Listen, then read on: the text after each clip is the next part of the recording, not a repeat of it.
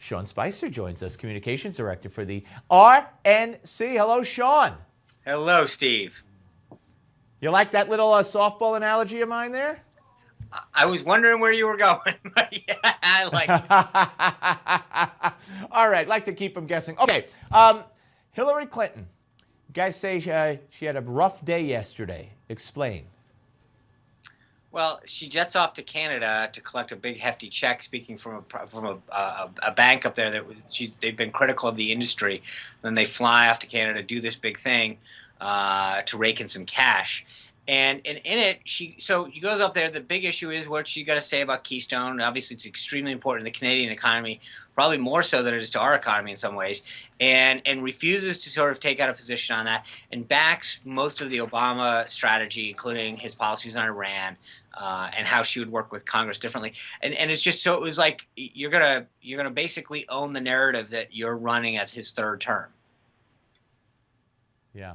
No, well, look, she has embraced the whole State of the Union. She tweeted out support for the State of the Union. I didn't see any exceptions mentioned in there. And you know, has she not been all over the map when it comes to sanctions on Iran? Yeah, and again, part of it is that she, when it's convenient, she cops out and talks about how she really doesn't want to talk about because she was Secretary of State. She doesn't want to comment on an ongoing thing. But then when it's convenient, she does. I mean, so yeah, she has continued to sort of pick and choose her moments when it's convenient to say one thing or not say another, and then it's really interesting because I think that it is. I think where she is right now is when it gets time to talk politics and policy.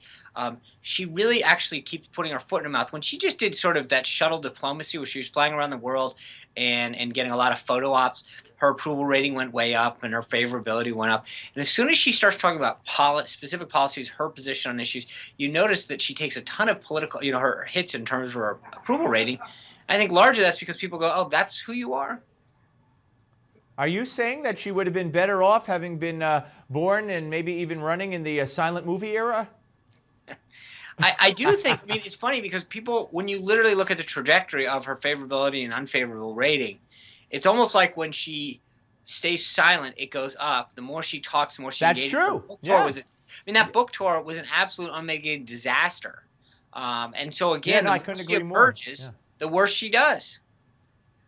Let me ask you this. Just had Orrin Hatch on, and he said that it's a big mistake. First of all, he said he doesn't think President Obama has any love for Israel. He thinks it's this whole hullabaloo, as he put it, over the invite to Netanyahu by Boehner, and the snub that Obama won't meet with Netanyahu is a big mistake. And he said, who says that only the president could invite a foreign leader to speak before the joint session of Congress? He says that's not how it works. Right. I mean, in fact, the irony is that the only reason that the president speaks in Congress and for the State of the Union is because the speaker invites him to come address a joint session, and that responsibility and duty is housed within the Speaker of the House. Here's what I think is interesting, Steve, and you were kind of alluding to a media fallacy at the beginning of your thing where the mainstream media loses something. The president has done and continues to talk and do all of this stuff through executive action, where he says, I don't need to go through Congress. I don't need to consult Congress. I'm going to do it I'm going to go out alone. I'm going to do my own thing.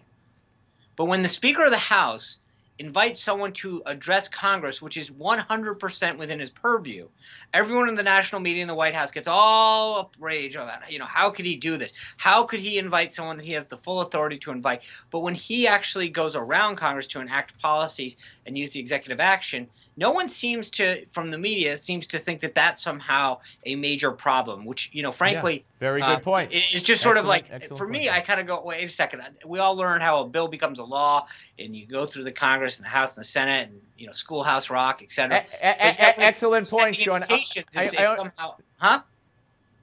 No, not to interrupt. That's an excellent point. But I got 30 seconds. What do you think's going to come out of the meeting with Romney and Bush? I don't know. I think here's the thing. They're both very, very important people in our party. They both have a lot to offer. We've got somewhere in the area right now, I think about 27 potential candidates that are looking at this race. I think if they all I really care about is I would love to have a race that's focused on beating the Democrats, promoting good conservative ideas. Sounds good. Sounds good. Sean, I'm up against a hard break. Thank you very much, though, as always. Good to see you. Up next, Democratic